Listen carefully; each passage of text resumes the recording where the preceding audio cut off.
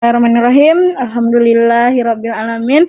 Wassalatu wassalamu ala asrofil anbiya'i wal mursalin wa ala alihi rasulillahi ajmain. Rabbi shrah sadri wa yassir li amri wahlul 'uqdatam min lisani yafqahu qawli.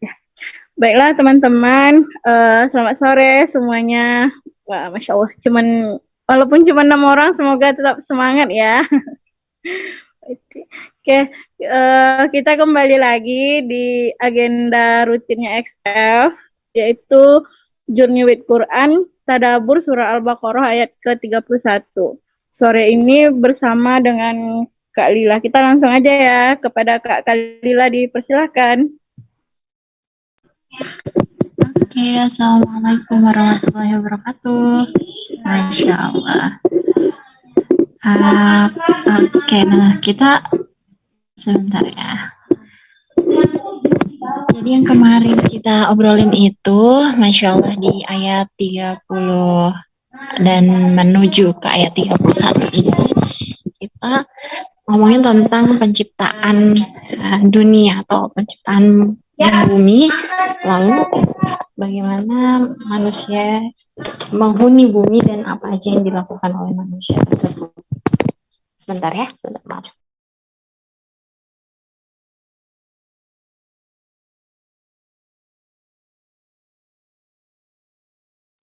Oke, boleh minta tolong share screen. Operator. Jangan angkat dulu ya. Oke.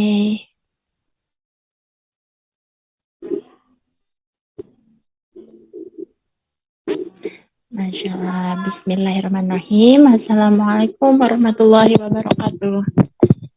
Masya Allah, di kesempatan kali ini aku mau ngobrolin aja nih tentang Al-Baqarah ayat 31, di mana Al-Baqarah ini memang holistik banget ya.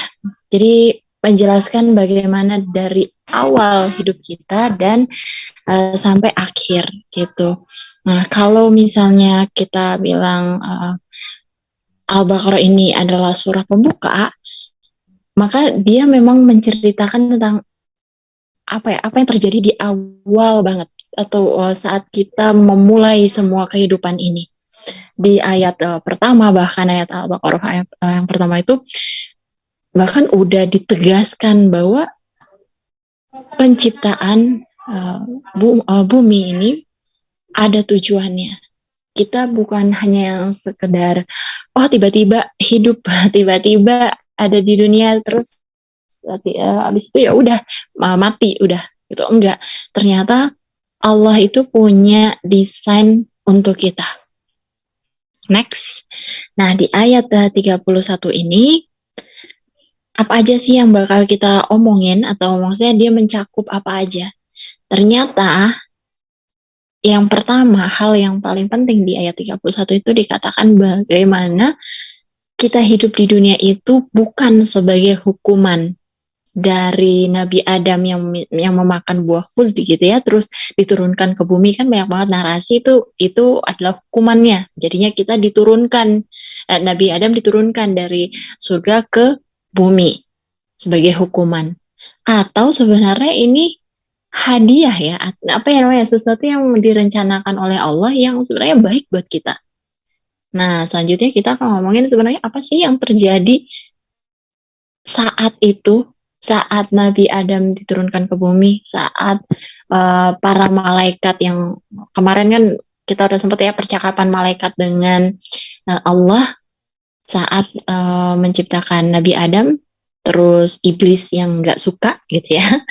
Nah, baru dijelaskan lah di bagian akhir di ayat 31 itu, kenapa harus manusia yang meninggali bumi, kenapa nggak malaikat aja atau iblis atau makhluk lain, kenapa harus manusia itu ya. Oke, next.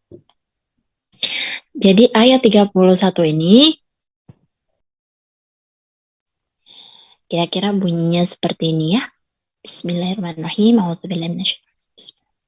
Wa'allama Adamal. Jadi di situ ada kata wa'allama, alam gitu ya. Alam itu mengajarkan, ilmu kan ya. Berarti mengajarkan sebuah ilmu kepada Nabi Adam. Asma itu berarti nama-nama dari segala hal. Lalu Allah menunjukkan kepada para malaikat dan berkata, coba sebutkan nama-nama dari sesuatu ini misalnya. Kalau kalian merasa Nabi Adam ini nggak bisa kayaknya buat hidup di bumi, atau mereka akan atau Nabi Adam akan membuat kerusakan, manusia akan berbuat kerusakan. Jadi di ayat 31 itu yang paling powerful banget adalah ternyata ilmu. Intinya itu di ilmunya. Apa yang malaikat nggak punya, tapi manusia punya adalah ilmu.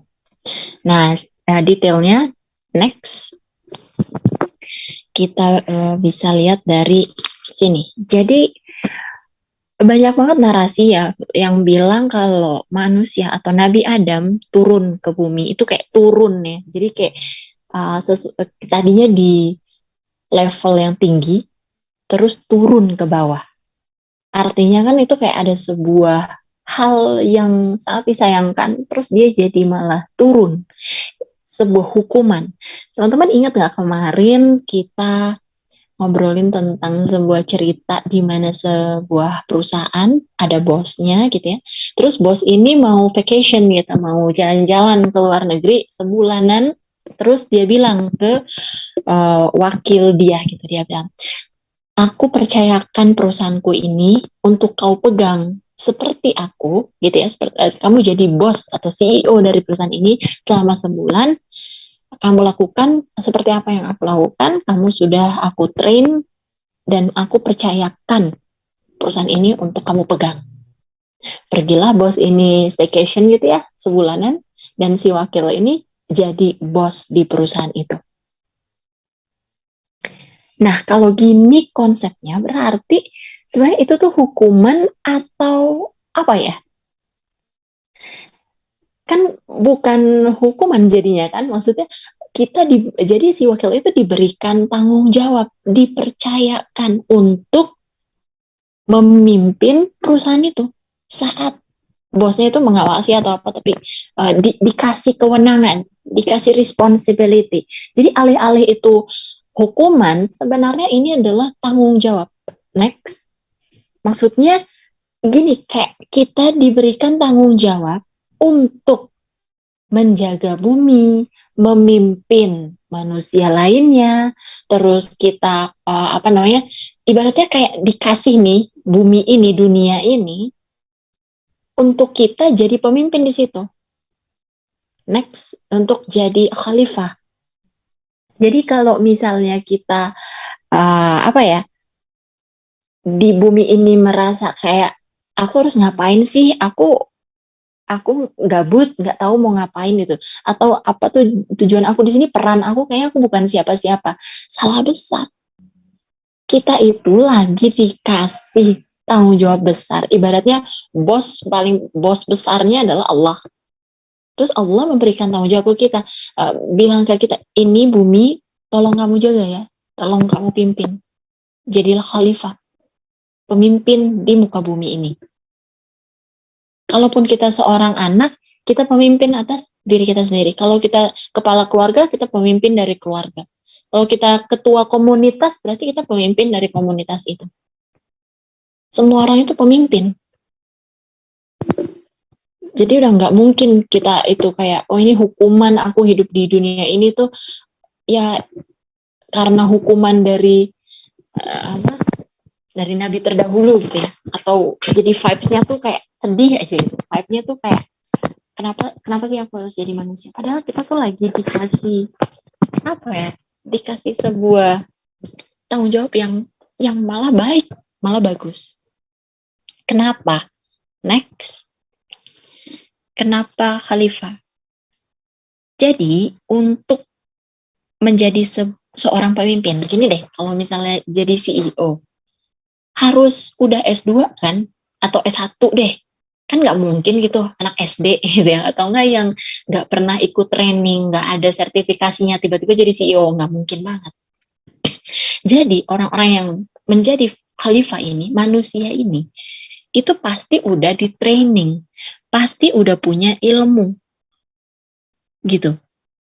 Yang dibutuhkan untuk menjadi khalifah. Maksudnya nggak mungkin Allah mempercayakan bumi ini kalau kita aja nggak tahu caranya atau nggak dikasih tahu caranya. Sebenarnya kita udah dikasih tahu caranya. Allah udah menurunkan Al-Quran, terus role model para rasul, terus ada banyak dai, ustadz, dan orang-orang baik di sekitar kita itu kayak training gitu buat kita. Dan ilmu, Nabi Adam aja diberikan ilmu, diajarkan nama-nama dari beberapa benda gitu ya, atau beberapa hal, semuanya diberikan. Artinya Nabi Adam ini punya kemampuan lebih daripada malaikat. Malaikat nggak tahu ini tuh batu, ini tuh minyak kayu putih, ini tuh nggak tahu. Sehebat-hebatnya malaikat, tapi malaikat nggak punya. Tadi, yang ini tadi yang Nabi Adam punya. Maka manusia itu punya kemampuan lebih, yaitu untuk preserve knowledge. Bisa baca, bisa nulis, apapun yang terjadi di masa lalu kita bisa tahu karena disimpan gitu ya secara tulisan ataupun digital. Terus kita juga punya kebijaksanaan. Kita bisa mengambil ibroh dari siroh ya di masa lalu atau tafsir dari ayat-ayat. Dan kita juga bisa menurunkan ilmu itu ke orang lain. Gitu. Jadi ilmu atau knowledge ini yang paling penting, satu-satunya hal yang membuat manusia itu atau Nabi Adam itu menjadi layak untuk menjadi khalifah atau pemimpin bumi. Nah, setelah itu, next, kita punya yang namanya pilihan. Tadi si wakil CEO itu, dia dikasih tanggung jawab kan, kamu selama sebulan, kamu akan jadi CEO, kamu pegang lah perusahaan saya. Nah, udah cus nih bosnya. Dia, si wakil ini, dia punya pilihan dong. Dia mau mengerjakan tugasnya dengan sebaik-baiknya sebagai bos pengganti gitu kan, atau dia mau rusakin, dia kacaukan si perusahaan ini, bawa kabur duitnya atau apalah. Dia punya pilihan, mau ke kanan apa mau ke kiri, mau patuh atau mau ngikutin apa yang bosnya tadi bilang, atau mau membangkang, kabur. Kita punya pilihan gitu. Jadi ini juga sebuah tes, ujian kan. Dan ujian pertama di muka bumi adalah ujiannya Nabi Adam. Diberikan pilihan. Nabi Adam diberikan pilihan, kamu mau makan buah khuldi itu atau tidak. Allah memerintahkan untuk jangan makan buah khuldi itu. Udah, pilihannya ada di tangan Nabi Adam. Jadi ini yang penting manusia itu sebenarnya aware adalah dia punya responsibility, dia sudah di training, sudah dikasih ilmu, tapi tetap pilihan itu ada di tangannya dia sendiri. Mau beneran menjadi CEO atau khalifah atau pemimpin yang taat sama bosnya, atau malah belok dan membangkang. Oke, next.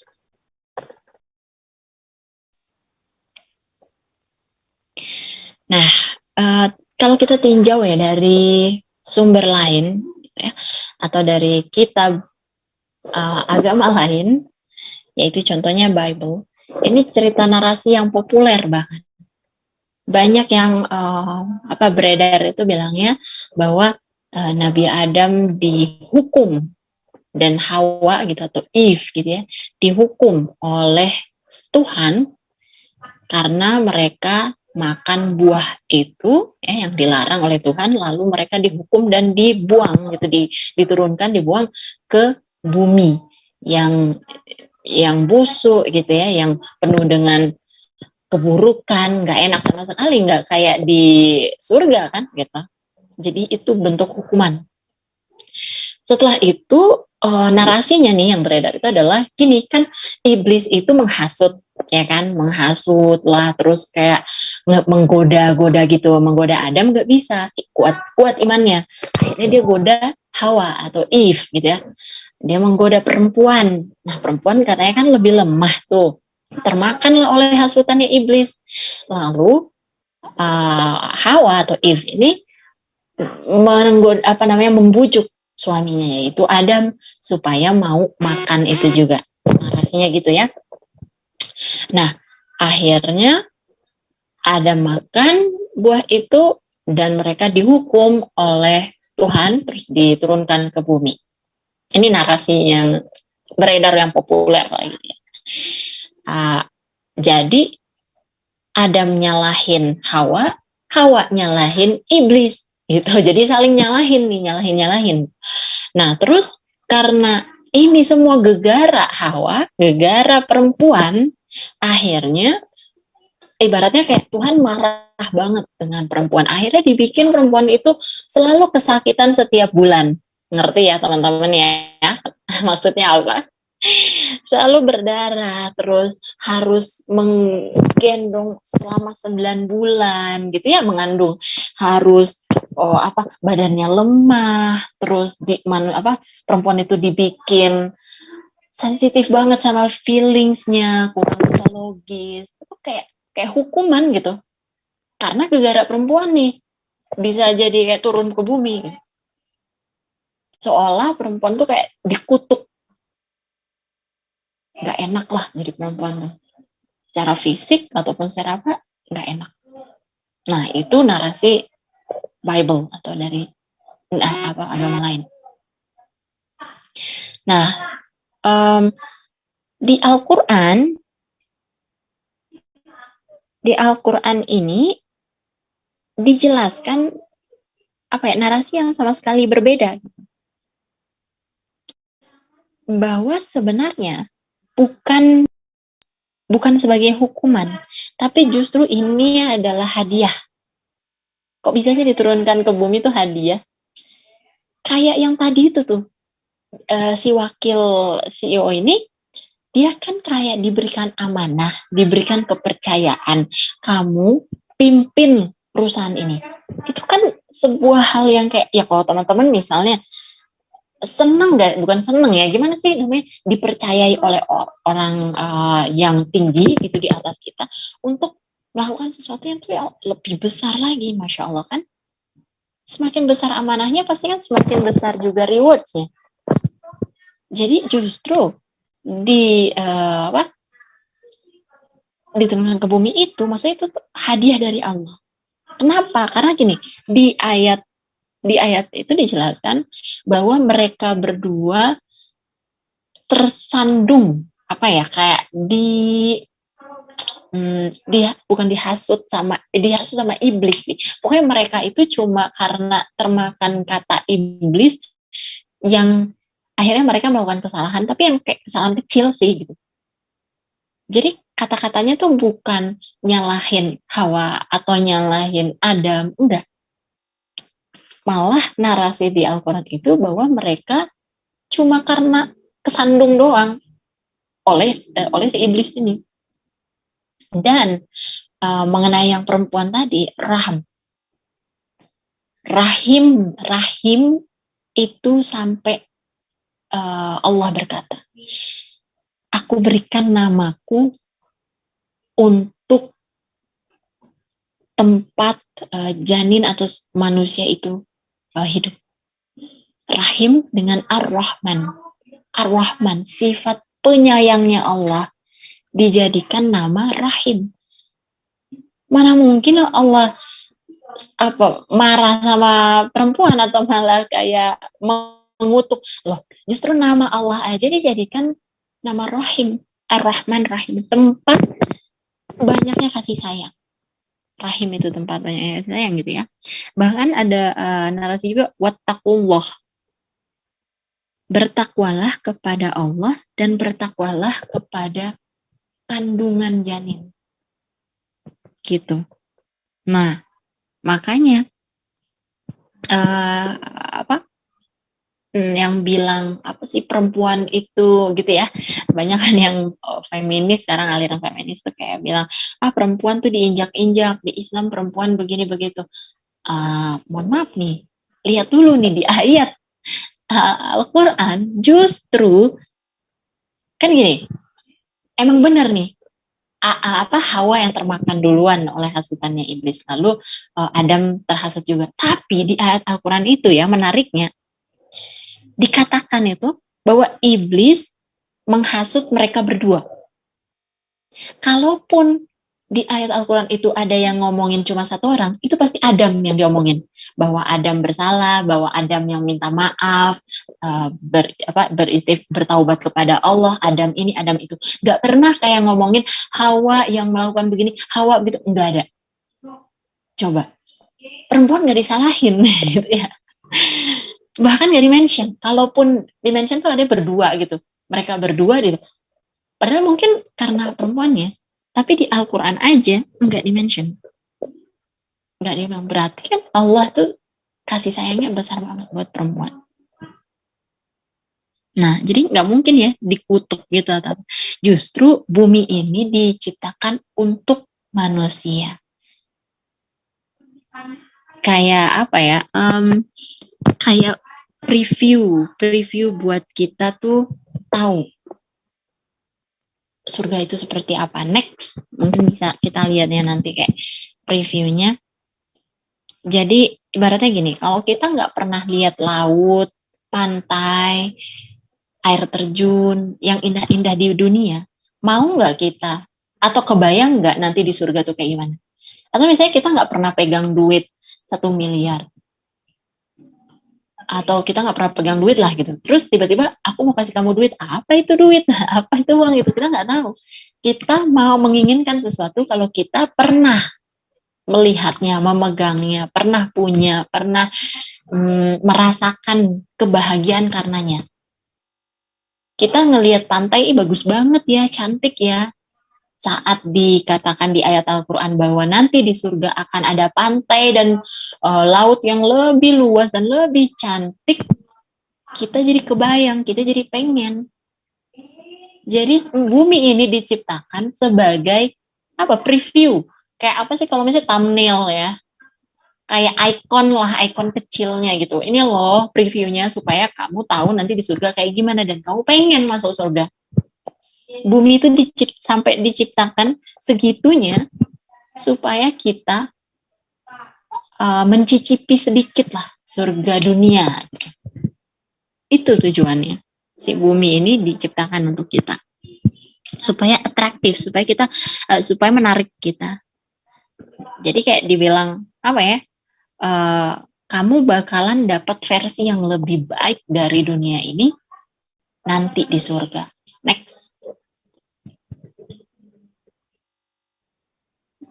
Nah, kalau kita lihat lagi ya perbandingannya gitu ya di agama lain dan di Islam. Kalau di agama lain itu tadi ya tema-temanya tuh kayak dark, sedih, sad ending. Tadi kan yang iblis ini, terus habis itu perempuan malah jadi ya kayak gitulah, disalahkan, terkutuk gitu. Ibaratnya diturunkan ke bumi itu sebagai hukuman. Jadi kayak dark gitu loh, sad, tapi sedih aja. Pokoknya kayak kita ngelihat segala kesulitan di dunia ini akibat dari kesalahan ancestors kita, yaitu Nabi Adam. Coba aja dulu Nabi Adam nggak makan buah itu, pasti kita semua hidupnya di surga. Gitu. Padahal di Al-Quran itu happy ending justru. Ngomongnya gimana coba? Happy story. Kayak gimana ya? Chill banget gitu. Kan malaikat bilang, oh manusia akan berbuat kerusakan, akan korupsi, begini-begini, merusak bumi, bla bla bla bla. Lalu Allah bilang, sesungguhnya aku tahu apa yang engkau tidak tahu. Kan bingung kan jadinya kan? Emang apa yang kita nggak tahu? Inilah di ayat 31 ini dibilang, bahwa Allah mengajarkan nama-nama kepada Nabi Adam. Nah, jadi pas pertemuan itu tuh ada Nabi Adam, ada malaikat, ada iblis gitu ya. Allah bilang ke malaikat, coba kalian sebutkan nama-nama benda ini. Terus malaikat jawab, wah, sesungguhnya kami tidak punya pengetahuan terhadap itu. Kami tidak bisa menjawab, kami tidak tahu. Lalu Allah menyuruh Nabi Adam, sebutkan nama benda-benda ini. Nabi Adam bisa menyebutkan satu demi satu semuanya. Lalu malaikat bersujud akhirnya. Akhirnya mereka ngerti kenapa manusia itu layak untuk memimpin bumi. Karena ini diberikan ilmu.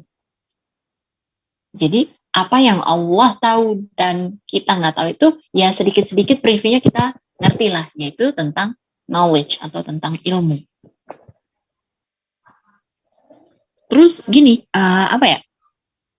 Kalau kita omongin tadi memakan buah itu kan ya, itu tuh kan seolah tuh kayak big deal banget tuh di Bible gitu kan, dibilangnya ini kayak wah dosa besar, dosa pertama di yang dilakukan oleh manusia adalah oleh Nabi Adam, dia memakan buah yang dilarang gitu kan. Wah udah kayak wow banget gitu ya. Udah kayak dosa yang wah gede banget. Akhirnya diturunin ke bumi gitu hukum. Tapi di Islam ini tuh disebutkan sebagai tersandung doang. Teman-teman kalau misalnya lagi jalan gitu ya, tiba-tiba ada undakan doang kecil, terus kesandung cekek gitu ya.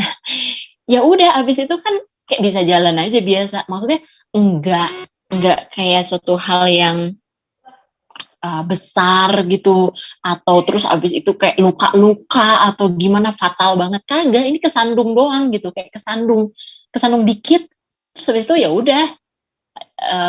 Bahkan kadang-kadang juga nggak jatuh juga, cuma kesandung doang. Gitu di Al-Quran tuh kayak gitu. Soalnya tuh kayak cuma dibilang ya cuma kesandung, dan biasanya kalau tersandung itu kita kan kayak apa sih, menjorok ke depan gitu ya. Gitu ya. Terus kita jatuh gitu kan, jatuh ke bawah gitu. Nah, ini juga ibrohnya adalah ibaratnya gini, kalau untuk yang pertama kalinya kita lakukan dosa atau maksiat, kehilafan. Tapi kalau kita terus maksudnya ibaratnya tidak berusaha untuk bangkit lagi gitu, astagfirullah, taubat, terus bangkit lagi, itu cenderung akan jatuh terus gitu.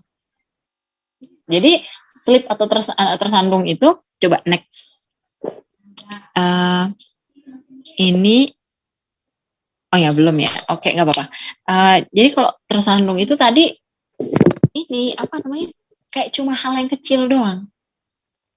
Nah, ini kan bukan sesuatu yang big deal banget kan, seperti yang dijelaskan di Bible tadi.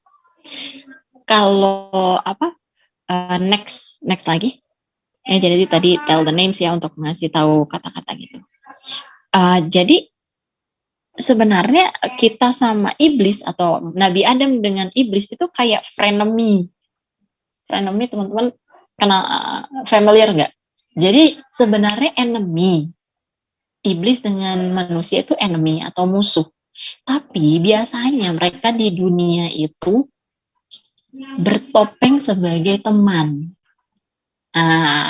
Ada nggak nih teman-teman yang punya circle atau teman yang di luar gitu ya, yang mereka nih sebenarnya frenemy, membawa kita kepada hal-hal yang buruk, atau setidaknya mereka memberikan radian negatif lah gitu.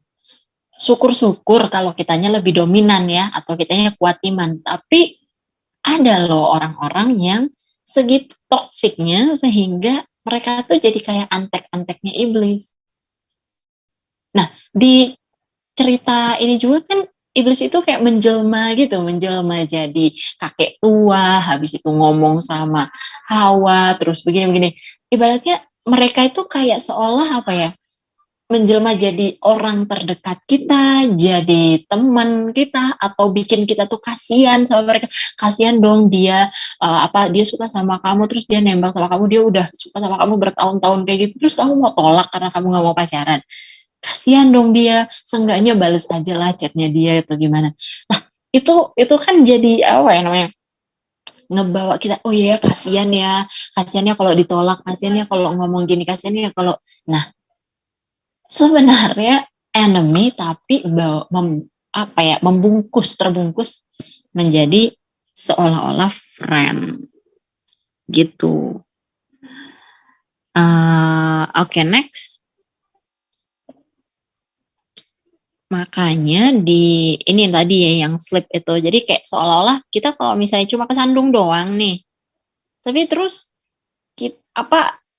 panjang gitu ya, jadinya kita turun ke bawah. Maksudnya kalau sebuah kesalahan kecil gitu tadinya itu bisa fatal ke bawahnya atau selanjutnya. Jadi padahal cuma kesandung doang, cuma hal kecil aja.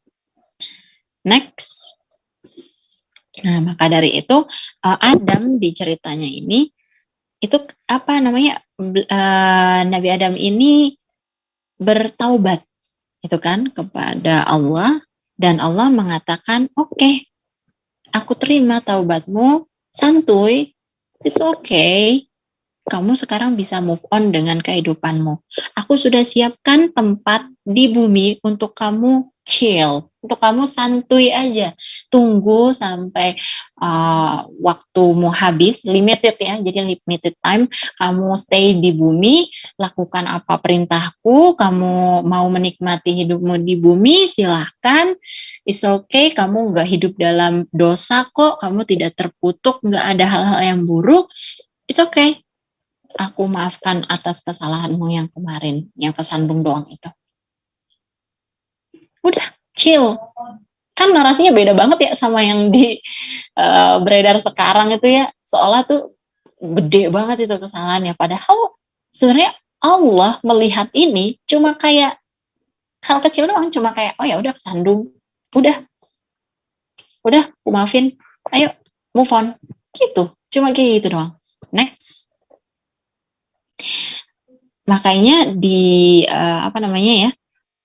repent ini sangat penting, atau taubat, atau meminta maaf. Kadang orang tuh sekarang gengsi banget buat minta maaf, karena seolah-olah ya kalau kayak gitu berarti aku mengiyakan bahwa aku salah dong. Padahal Nabi Adam aja gitu yang memang nggak salah sebenarnya gitu kan, cuma karena kondisi sikon seperti itu, beliau itu minta maaf langsung ke Allah dan chill. Allah langsung memaafkan, nggak ada pakai ngungkit-ngungkit gitu ya, atau nggak ada pakai, enggak. Kita tuh kadang suka overthinking gitu ya, atau overreact. Padahal harusnya minta maaf atau bertaubat itu adalah sebuah habit. Jadi kita harusnya ringan banget buat meminta maaf, ringan banget buat bertaubat sama Allah. Bukan karena kita mengiyakan, oh ya aku ada salah begini, enggak. Tapi kayak vibes dari meminta maaf atau beristighfar itu sebenarnya menunjukkan bahwa chill, ini hal kecil kan, ya Allah aku minta maaf, aku tersandung. Terus Allah pasti memaafkan kita. Habis itu kita bisa move on. Kenapa banyak orang tuh yang kayak jadi dragging, jadi beban dalam hidupnya? Karena udah mah dia ngerasa itu tuh kesalahan yang sangat fatal dan besar. Misalnya kita punya salah, terus kesalahannya fatal besar banget, tapi kita kayak malu, nggak enak banget nih buat minta maaf, nanti dia begini, nanti begitu. Padahal ini Nabi Adam aja kesalahan pertama, beliau melakukan kesalahan pertama di muka bumi aja chill banget gitu, minta maaf sama Allah, Allah maafkan, kelar, lanjutlah hidup di muka bumi, nggak ada apa-apa lagi. Kitanya aja yang lebay kadang-kadang. Tapi kan kayak gini Mbak, maksudnya aku salah banget kayak gitu-gitu, tapi kan dia ngezolimin aku waktu itu begini.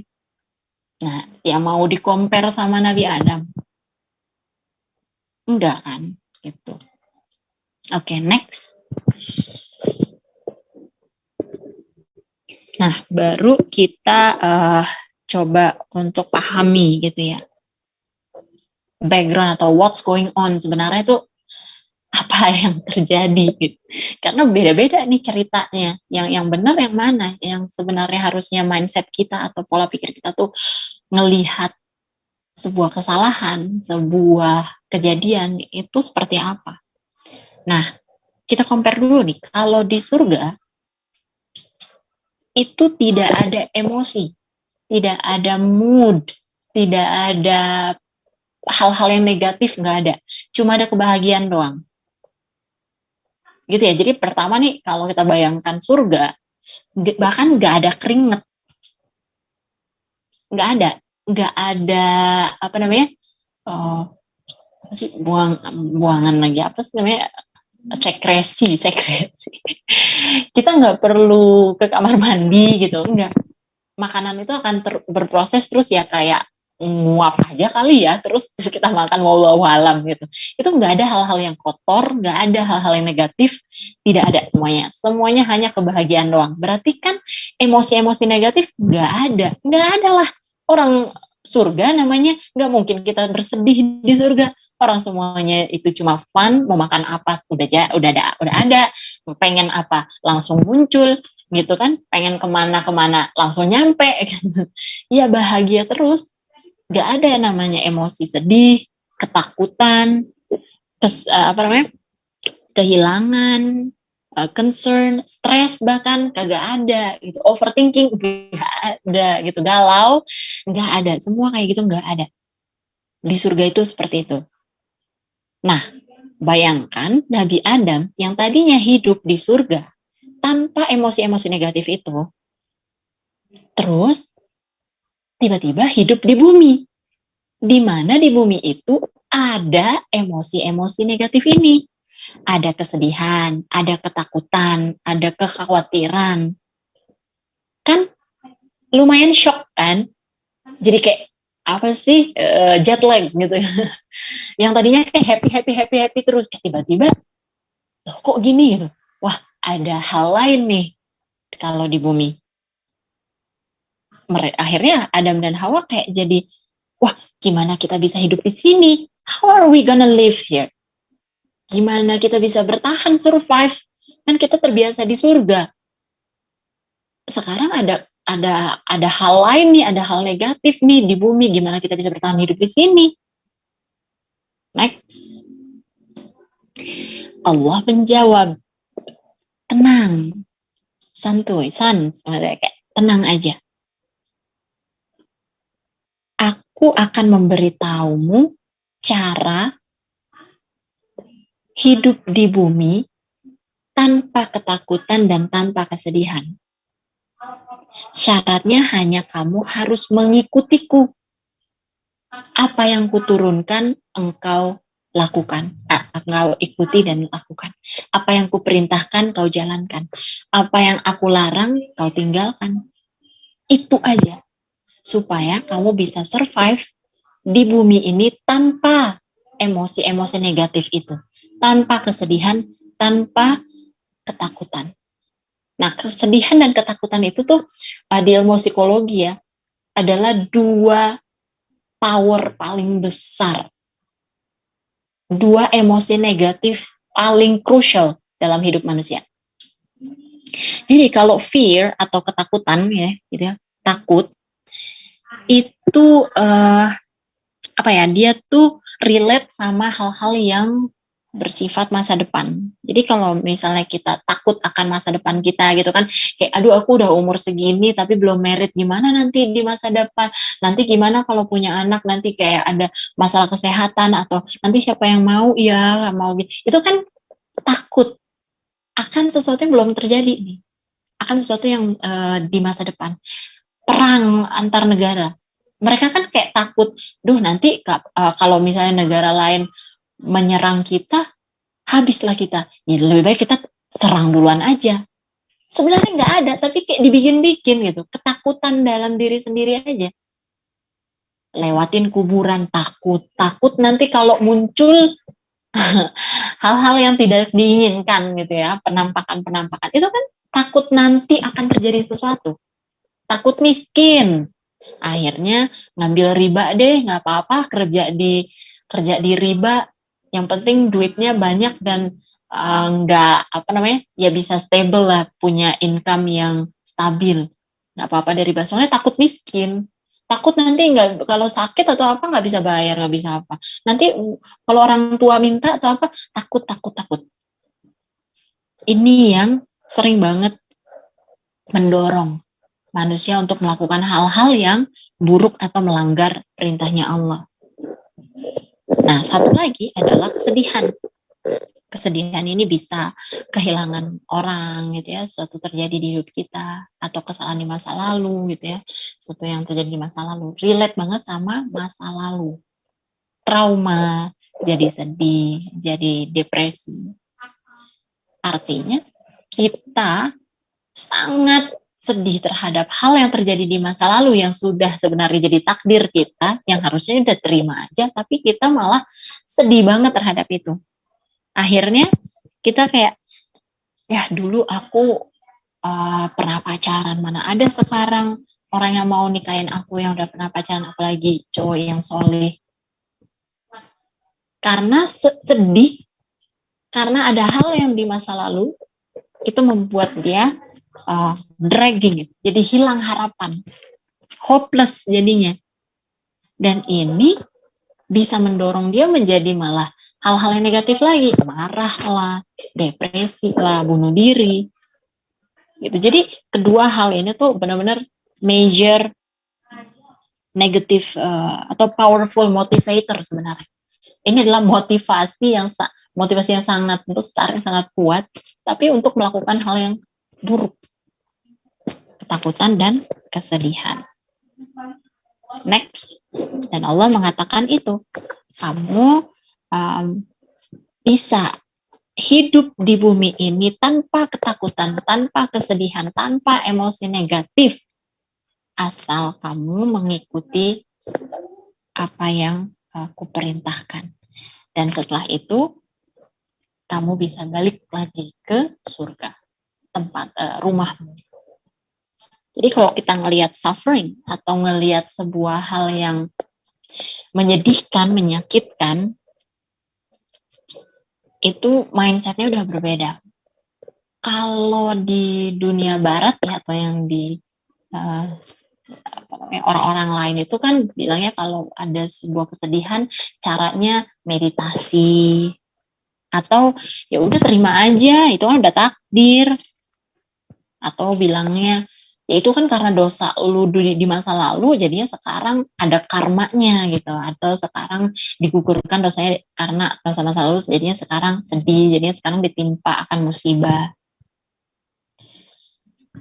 Atau bahkan kita juga suka lihat ada orang-orang yang mereka nggak ngelakuin sesuatu yang buruk, mereka nggak berbuat dosa di masa lalu, tapi terzolimi aja. Orang-orang miskin misalnya, dari awal hidupnya udah miskin sampai dia tua juga meninggal juga miskin, terzolimi. Padahal mereka nggak ngelakuin apa-apa yang salah.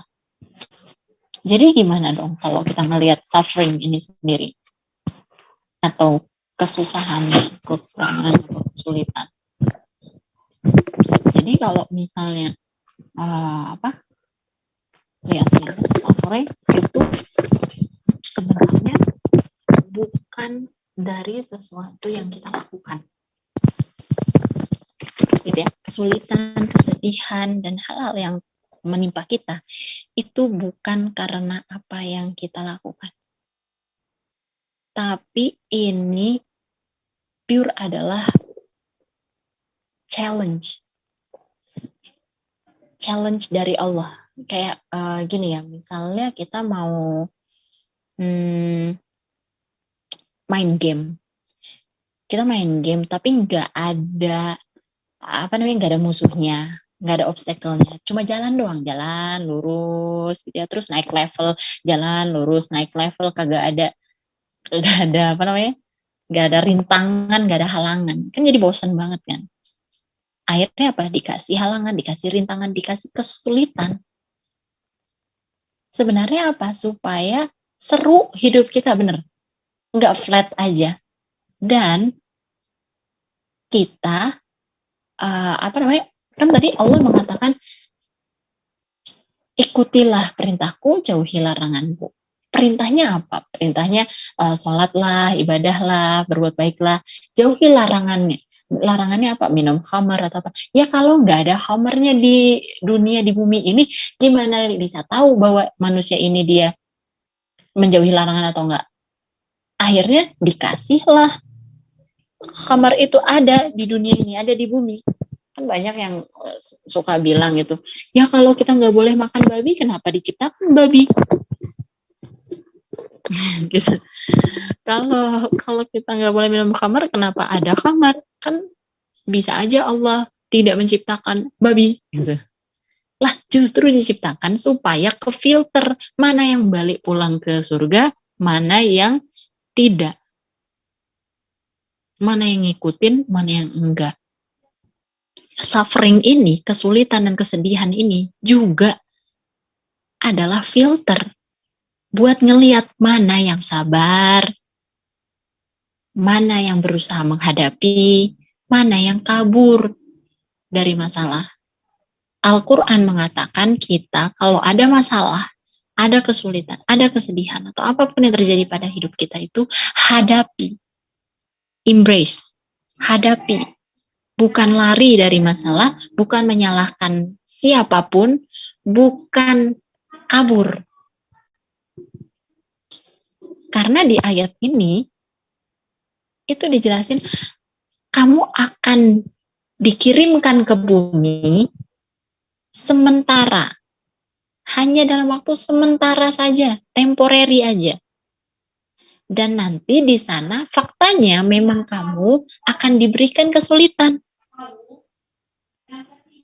Kamu akan dan pasti diuji. Yang berupa challenges, tantangan-tantangan hidup. Nah, tantangan hidup ini enggak semua ciptaan bisa lakukan. Next. Atau bisa ngehandle. Jadi kayak tadi ya, wakil CEO ini diberikan tanggung jawab responsibility oleh CEO. Kan nggak mungkin CEO ini ngasih tanggung jawab itu ke janitor atau ke staff yang baru masuk, anak fresh grade terus tiba-tiba dikasih itu. Nggak mungkin dong, pasti dia ngasih ke orang yang capable, ke orang yang dia percayai, ke orang yang pinter, yang bisa megang, yang bisa mimpin, yang punya kapasitas. Berarti Allah ngasih kita memimpin bumi ini, arti kita tuh punya kapasitas. Kenapa manusia? Karena manusia punya kapasitas yang lebih daripada malaikat, daripada iblis, daripada ciptaan yang lainnya, daripada hewan, daripada tumbuhan. Mereka nggak punya kapasitas untuk menghadapi tantangan-tantangan bumi. Bahkan dari tantangan-tantangan itu aja, nggak setiap orang itu bisa menghadapi. Ada orang yang punya ujian di sisi sakit fisik, ada yang ujiannya kehilangan orang terdekat, ada yang ujiannya harta, ada ujiannya apa? Ujiannya aja beda-beda. Karena setiap orang punya kapasitas yang beda-beda. Orang yang ini, dia bisa menghadapi ujian harta. Maka dia diberikan ujian harta. Dia dipercayai oleh Allah, pasti kamu bisa menghadapi ini.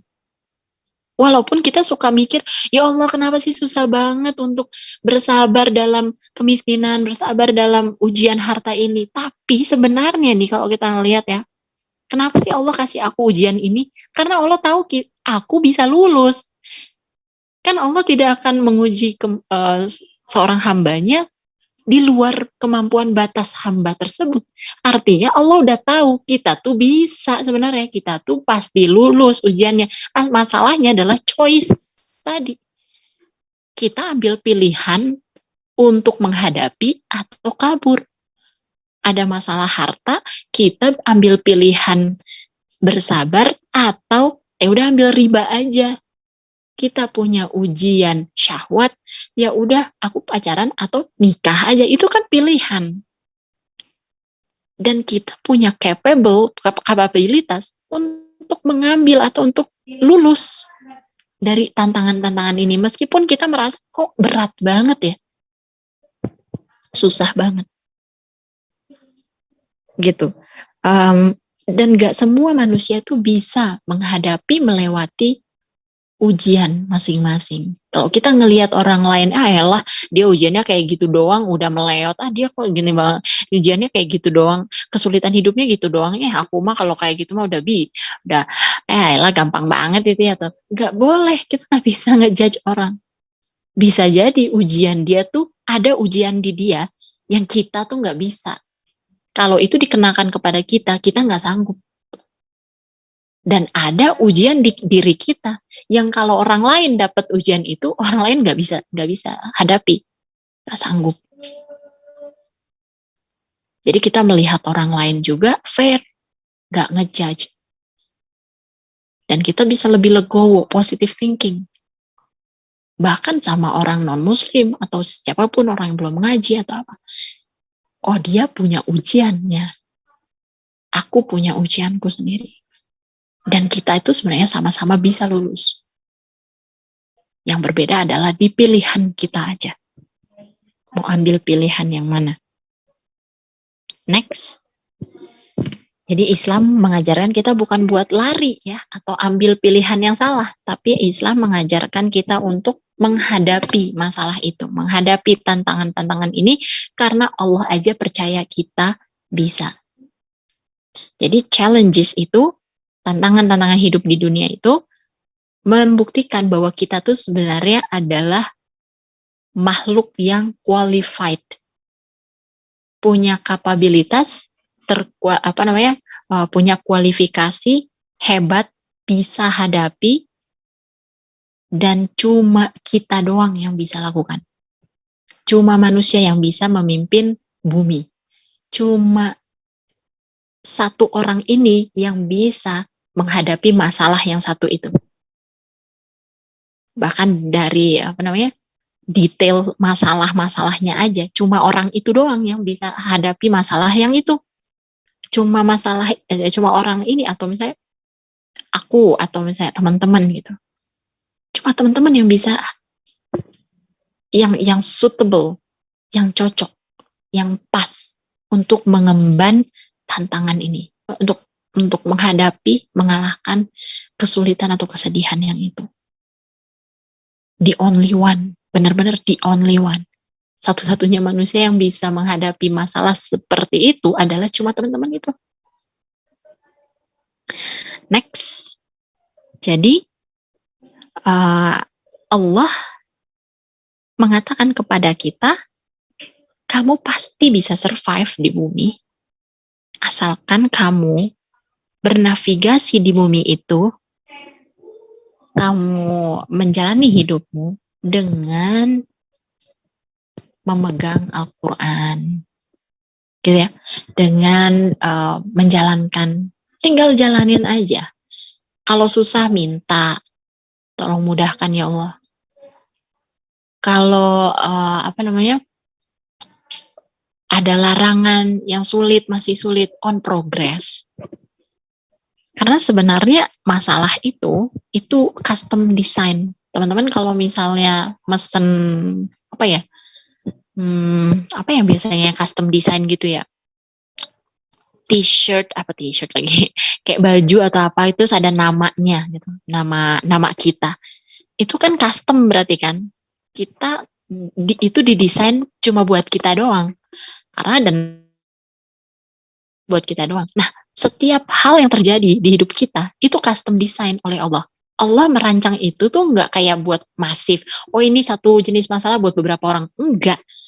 Itu benar-benar buat kita doang. Benar-benar custom. Benar-benar kayak apa ya. Kalau gitu PO kalau sekarang gitu. Benar-benar apa yang cocok buat kita, apa yang pas buat kita, dan apa yang bisa kita hadapi. Dan itu pasti beda sama orang lain. Kan nggak mungkin ya baju dengan nama kita dipakainya orang lain, mungkin. Jadi Allah mempunyai tujuan dan desain yang khusus dari satu manusia ke manusia lainnya. Oke, next. Gitu, teman-teman, kayaknya nih slide terakhir ya. Iya, alhamdulillahirrabbilalamin. Apa ya, kalau kita ngomongin tujuan penciptaan manusia gitu ya, dengan kehidupan kita di bumi, um, yang lebih penting adalah vibes-nya. Vibes-nya ini bukan sendu, sedih, marah, dark, yang kayak kecewa mulu, enggak. Justru kehidupan kita di bumi ini itu sebuah nikmat, sebuah rahmat. Coba Allah udah mengerahkan kemampuannya untuk menciptakan bumi ini cuma buat kita doang. Bukan buat siapa-siapa. Hewan, tumbuhan, buat siapa? Buat kita. Buat kita makan. Udah gitu, enak banget. Pas kita melakukan kesalahan, tinggal minta maaf, bertaubat, pasti dimaafkan. Terus tunggu waktu, tunggu ajal. Lalu balik pulang ke surga. Simple sebenarnya. Insya Allah kita bisa sama-sama ya mengajar kepulangan kita di surga nanti. Amin, amin, Allahumma amin. Aku balikin ke moderator. Insyaallah, jazakallah khair untuk materi sore hari ini, Kak Lila. Oke, bagi teman-teman yang ingin bertanya, kita sampai jam berapa ya, Kak? Biasanya jam 5:30 atau mendekati maghrib sih biasanya. Oke. Aman insya Allah. Masih ada waktu lah ya. Oke, buat teman-teman yang bertanya dipersilahkan. Kalau malu untuk open mic bisa lewat komentar. Silakan ditulis di kolom komentar. Insya Allah ya, materinya tuh luar biasa banget. Tentang Allah, tujuan Allah tuh menciptakan kita itu bukan sekedar bukan sekedar untuk pelengkap aja ya. Jadi kita tuh hidup punya tujuan, punya misi penting. Gitu. Masya Allah. Nih ada yang nanya nih Kak. Iya. Bitna, tunggu ya. Nih, izin mau tanya Kak, gimana cara ngehadapin orang-orang dan ataupun ngehadapin diri sendiri yang berpeluang kemakan kata-kata orang yang kontra sama pikiran kita yang selalu beranggapan aku cuma berusaha untuk melakukan apa yang Allah suka. Aku cuma sedang berusaha untuk selalu yakin bahwa setiap langkahku udah ditentuin sama Allah dan sudah dijamin sama Allah. Enggak, kalau kita terlalu polos atau mau aja dimanfaatin atau terlalu ngikut aturan dan hal semacamnya. Terima kasih banyak. Oke, silakan Kak.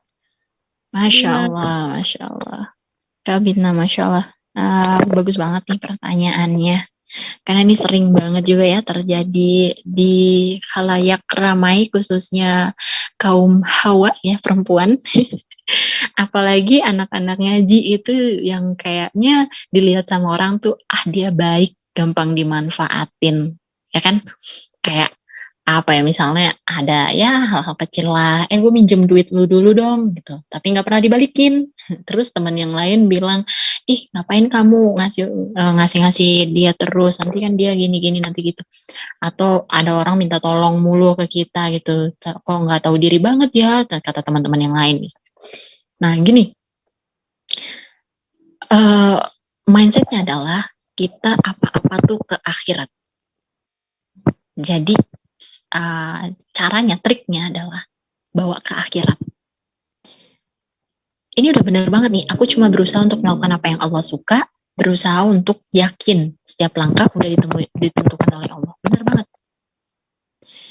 Sekarang gini, orang lain itu akan berpengaruh nggak sama akhirat kita? Apalagi omongan tetangga gitu ya. Berpengaruh sama kita sakit hati, ibaratnya gitu ya, sakit hati kok kayaknya, aduh sedih ya dibilangin kayak gitu, nyesek ya dibilangin gitu. Iya bener. Kalau ada nyesek di hati, ada sedih, ada apa, dan kita sabar, dapat pahala nggak? Dapat. Nah, itu aja kita udah dapat, alhamdulillah ya. Ada yang ngomong kayak gitu, alhamdulillah gitu ya. Ada yang nyakitin hati kita gitu, alhamdulillah lah, kita dapat pahala dari situ. Sekarang gini, mereka nganggapnya kalau kita terlalu polos. Terus emang kenapa kalau dianggap terlalu polos? Apa itu bikin kita jadi masuk neraka? Enggak kan? Biarin aja, mereka mau nganggap terlalu polos, bodoh, goblok, biarin. Kenapa biarin? Lah, kagak ngaruh ke akhirat gue, kagak ngaruh. Jadi ngapain? Gitu. Tapi kan nanti itu kayak itu juga bisa mempengaruhi pilihan kita, bisa mempengaruhi action kita. Nah, ini yang hati-hati. Kita mau di-drive atau dikontrol oleh orang atau mau dikontrol sama Allah. Kalau kita malah lebih dengerin orang lain daripada dengerin Allah, nah, tahu sendiri kan? Sekarang gini, mereka anggapnya kita terlalu polos. Terus maunya dianggapnya apa? Enggak polos, pinter. Tapi malah jadinya jatuhnya salah nggak sih? Misalnya gini, ada temen. Sebentar ya.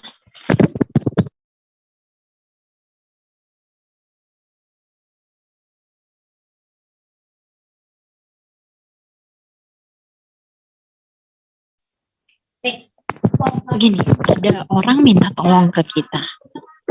Kita tolong. Dapat pahala kita dapat. Besoknya dia minta tolong lagi. Besoknya dia minta tolong lagi. Besoknya minta tolong lagi. Kita malah dapat lebih banyak lagi pahala. Tiba-tiba orang ini yang udah sering banget kita tolong, malah nusuk kita dari belakang. Ngomong buruk terhadap kita. Minggu depannya dia minta tolong lagi. Ini kalau pakai logika manusia, nggak tahu diri banget nih orang. Udah kemarin berkhianat, sekarang minta tolong. Tapi kalau seorang muslim, tolongin aja. Waktu dia berkhianat, waktu dia menzolimi kita dapat pahala nggak? Dapat. Dan transfer pahala nggak nanti di akhirat? Transfer. Dulu kamu menzolimiku, sekarang aku minta pahalamu. Pahalamu habis, aku transfer dosaku. Kita nyesek boleh, kita kesel sama orang, marah sama orang, nggak suka sama orang, boleh. Dan kenapa kita lebih legowo? Karena kita tahu nanti di akhirat aku bisa menuntut kamu. Di sini aku lihat muka-mukaku polos aja, muka-mukaku kayak orang nggak ngerti aja, kayak orang yang dibodoh-bodohin aja. Tapi aku ngerti banget. Nanti di akhirat aku minta pahalamu. Di akhirat kamu lihat sendiri bahwa apa yang kamu lakukan itu salah, rugi buat kamu. Setelah itu kamu mau minta tolong kepada aku, dan aku bahkan masih mau menolong kamu walaupun kamu sudah melakukan seperti itu. Itu kan effortnya gede banget ya. Rewards-nya buat aku juga besar banget. Pahalaku lebih besar. Atau orang ngutang, nggak bayar, ngutang lagi, nggak bayar, ngutang lagi, nggak bayar. Itu dosa jariah dia. Utang dia setiap detik, setiap harinya itu, sampai utang itu terbayar, itu adalah pahala buat kita, dosa buat dia. Jadi kalau pandangan manusia di dunia ini, kebanyakan orang, mereka kan nggak mikirin akhirat. Mereka nggak mikir ada konsekuensi kalau lu bayar utang lama dibayarnya, atau melewati dari yang disepakati. Ntar ya, gue bayar bulan depan. Kagak dibayar-bayar, udah setahun. 11 bulan dia ingkar dari janjinya, itu dosa jariah dia 11 bulan. Dosa jariah loh, dosa itu. Setiap harinya itu dia berdosa. Dan setiap harinya kita dapat pahala atas hutang dia. Kalau kita muslim, visinya akhirat, kita malah seneng nggak kalau diutangin macam kayak gitu? Ya seneng lah, gue pahala jariah banyak, terus dapat lagi transfer pahala dari dia, gitu. Jadi bakalan beda banget gitu rasanya. Kita malah seneng orang ngutang tapi kagak bayar. Apalagi kalau kita ikhlaskan buat dia, kalau orangnya bener ya gitu, orangnya lumayan apa gimana. Walaupun boleh kita tagih juga. Tapi kita ikhlaskan gitu, itu bukan terus berhenti pahala jariah kita atas hutang itu, enggak, malah tambah gede lagi rewards pahala kita. Jadi kita kayak sedekahin aja lah gitu. Nah, di pandangan orang-orang lain, kan kita kayak bodoh banget gitu.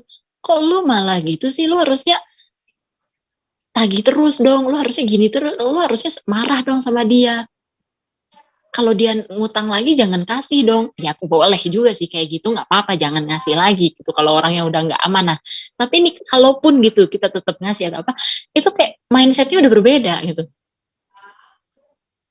Kita mikirnya ke akhirat. Ini malah untung buat aku, orang zolimin aku gitu ya. Orang memanfaatkan kebaikanku, itu dia yang rugi. Walaupun teman-teman sekalian yang di sini ngelihat aku yang rugi. Padahal enggak. Aku enggak rugi sama sekali. Malah aku untung besar.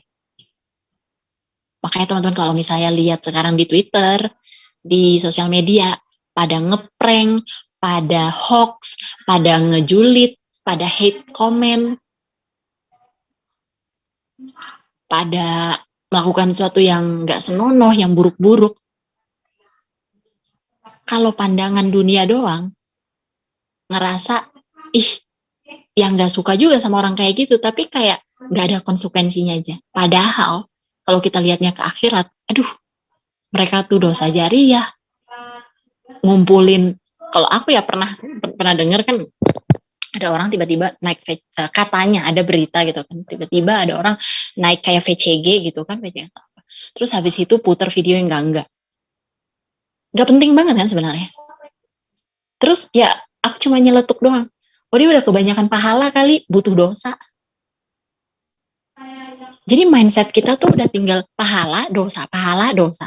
Apa ini untung nggak buat akhirat aku? Kalau untung jabanin. Mau orang lain ngomong apa, bodoh amat. Mereka nggak ada hubungannya sama akhirat aku. Mereka nggak bikin aku masuk surga. Mereka nggak bikin aku masuk neraka. Aku mau dikata apapun, makanya banyak Muslim itu justru kayak di hate, dibilang ridicule gitu kan. Bahkan diplesetin jadi ridicule. Ridicule itu konyol, orang yang konyol, orang yang dianggap gitulah terbelakang gitu. Kalau kamu religius mah terbelakang kamu kayak gini-gini. Biarin mereka ngomong kayak gitu, terlalu ngikut aturan. Ya namanya bukan aturan kalau nggak diikuti, nggak diatur. Agak bingung gitu ya kalau orang, ya gitulah, nggak bakal habis. Kalau kita mau ngikutin orang lain nggak bakal habis. Karena satu orang ada yang ngomongnya kita harusnya A, satu orang lain ada yang ngomongnya kamu harusnya B, kamu harusnya C, kamu harusnya D. Sekarang yang mau kita omongin, kita mau ikutin omongannya Allah, apa omongan orang A, B, C, D ini? Tinggal gitu aja. Kayak ngehadapin diri sendiri juga kadang gitu. Kan ada bisikan syaitan, ada hawa nafsu. Tapi bedakan juga dengan berbuat dengan bodoh. Maksudnya berarti ini orang jahat ke kita itu kita maafkan, gimana ya? Atau misalnya kayak ditipu orang. Kita ambil pelajarannya. Besok kita jangan percaya dia lagi. Tapi kalau jadi trauma apa-apa itu, oh aku nggak percaya lelaki itu, nggak kayak gitu. Nah mindsetnya kita nggak rugi kalau ditipu orang, kita nggak rugi. Itu aja cuma jadi pembelajaran aja. Oh nanti kalau ada orang yang nggak jelas atau aneh-aneh atau gimana terus minta tolong kayak gini-gini, aku harus lebih aware. Ya, itu pembelajaran doang. Tapi untuk case yang ini, justru kita dapat pahala karena dizolimin orang, ditipu orang, dia dapat dosa karena dia menipu kita. Akhirnya kita mau melihat kesedihan, mau lihat bodoh-bodohan, mau lihat tipu-tipu kayak begitu, jadi kayak, oh it's a good thing, bagus. Atau bahkan ada banyak orang yang ngomong, kamu terlalu polos, kamu gini-gini, bagus. Karena kan itu masuk jatuhnya kemana ya? Kayak hal negatif, sebenarnya mereka juga menzolimi sih dengan cara ngomong kayak gitu ke kita, membuat kita jadi tidak mau mengikuti aturan Allah kan. Kayak justru kasihan nih sama orang yang ngomong-ngomong gitu ke kita. Mereka nggak sadar gitu bahwa ada hal lain gitu yang jauh lebih besar daripada pandangan dunia dan lebih jauh gitu. Dan itu kekal abadi. Gitu Kak Bitnah, aku malah jadi ini ya, melebar kemana-mana ya. Maksudnya kayak gitu nggak? Takutnya berbeda sama sampel contohnya. Semoga menjawab. Kalau belum terjawab boleh diinikan lagi. Masya Allah, keren banget. Ya aku setuju sih Kak, kayak Allah itu ngasih kita kodok kodar, tapi Allah juga ngasih kita free will tentang bagaimana sikap kita. Kita tuh bisa memilih bersikap seperti apa kepada orang lain. Terus kayak orang tuh punya sikap dan mereka juga punya pilihan untuk menunjukkan sikap yang mana kepada orang lain. Kita juga punya sikap gitu. Nah, karena kita punya visi misinya surga, tujuannya surga, maka kita akan pasti memilih menunjukkan sikap yang bisa membawa kita ke surga gitu. Dan kalau ngelihat orang-orang kayak gitu sih sebenarnya view-nya tuh jadi kasihan. Kita bisa lebih legowo. Oh, mereka belum mengaji. Oh, mereka belum visinya akhirat. Kasihan ya. Malah jadi salah ngomong kayak gini, malah jadi nyakitin aku, jadinya dia malah dapat dosa dari ngomong atau ngata-ngatain kayak gitu. Kasihan ya dia malah menabung dosa. Jadi kayak bukan kita yang tersakiti, jadi kayak kasihan gitu sama orangnya. Kadang-kadang juga apa ya, kayak ngekek sendiri gitu aja lah. Gimana sih kalau kita ngelihat ada orang bodoh tapi dia pidato seolah-olah dia pinter dan ahli, itu kasihan kan gitu. Betul. Jadi kalau kita udah tahu gitu kan, setiap omongan orang tuh kayak kita bisa bilang, aku tuh ngelakuin ini bukan buat nyenengin kalian, tapi aku ngelakuin ini tuh buat diri aku sendiri dan yang pasti buat ridhonya Allah. Allah senang, Rasulullah senang, maka aku juga akan senang melakukannya. Gitu ya kayak kalau kita tuh. Ya nggak apa-apa, aku mau masuk surga, kalian mau kemana? Masa bodoh mas mau orang, serah deh lo mau gue kayak gimana gitu. Iya ya. Jadi jadi bodoh amat gitu. Jadi bodoh amat. Iya, ya itu juga salah satu pengingat kita. Jangan-jangan itu reminder kita untuk dakwah gitu kan.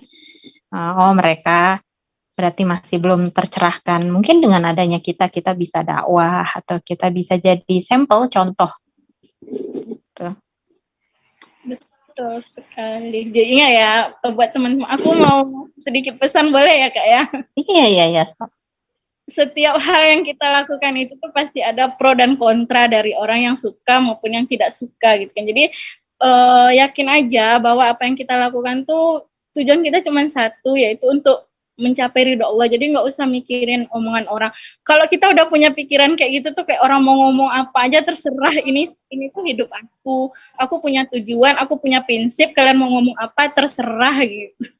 Gitu sih. Jadi kayak orang bodoh amat dengan omongan-omongan yang nggak perlu. Semangat. Iya, semangat itu juga yang ya sih sampai sekarang juga masih apa ya, hantaman ombak terbesar itu ya dari orang-orang sekeliling gitu. Bukan cuma dari orang lain tapi kayak dari keluarga sendiri juga. Iya benar. Benar banget. Gitu. Kalau pengen hijrah itu, pengen baik itu emang nggak gampang. Pasti ya adalah hal-hal yang semacam itu. Tinggal luruskan niatnya kita. Kalau kita udah punya niat, udah punya tujuan, insya Allah kita tuh nggak akan mudah goyah. Amin. Ada lagi yang mau bertanya? Kalau nggak kita cukupkan. Di YouTube kali ya? Aku nggak cek sih. Kalau di sana aku nggak cek. Kayaknya nggak ada deh yang nanya Kak. Oke, aman. Oke, baik. Silakan Kak Lila untuk pesannya pada teman-teman. Ya, closing statement ya. Jadi teman-teman, apapun yang terjadi di dalam hidup kita itu sebenarnya adalah hadiah dari Allah. Bahkan hal yang kita pikir terburuk sekalipun, itu cuma kita doang yang melabel. Ini kesedihan, ini kesusahan, ini kemarahan, ini ketakutan, itu kita aja yang label. Padahal sebenarnya apapun yang Allah berikan kepada kita itu kan nikmat. Nikmat kesabaran, nikmat kehidupan, nikmat kebahagiaan, bahkan bersedih pun kita dapat pahala double.